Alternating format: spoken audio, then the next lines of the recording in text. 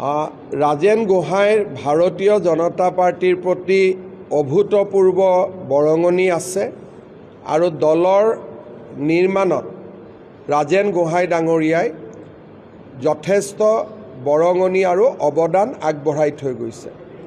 তদ্ৰুপভাৱে ৰাজেন গোহাঁই ডাঙৰীয়াৰ বৰঙণিক সন্মান জনাই ভাৰতীয় জনতা পাৰ্টিয়ে তেখেতক কেইবাবাৰো সংসদ সদস্য হোৱাৰ সুবিধা দিছে।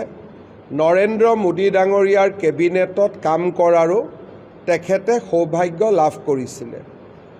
যি কাৰণতে নহওক কিয় আজি তেখেতে দলৰ পৰা পদত্যাগ কৰিছে, কিন্তু তেখেতৰ পুত্ৰ নবাৰুণ গোহাঁই আজিও আমাৰ দলতে আছে, দলৰ বিভিন্ন দায়িত্ব পালন কৰিছে।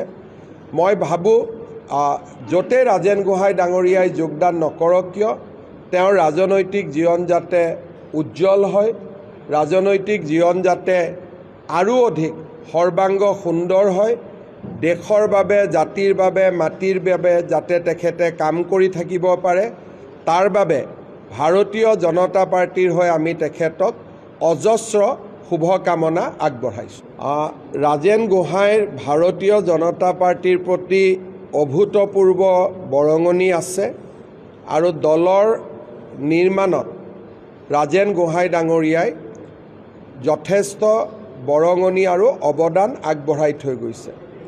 তদ্ৰুপভাৱে ৰাজেন গোহাঁই ডাঙৰীয়াৰ বৰঙণিক সন্মান জনাই ভাৰতীয় জনতা পাৰ্টিয়ে তেখেতক কেইবাবাৰো সংসদ সদস্য হোৱাৰ সুবিধা দিছে। নৰেন্দ্ৰ মোদী ডাঙৰীয়াৰ কেবিনেটত কাম কৰাৰো তেখেতে সৌভাগ্য লাভ কৰিছিলে।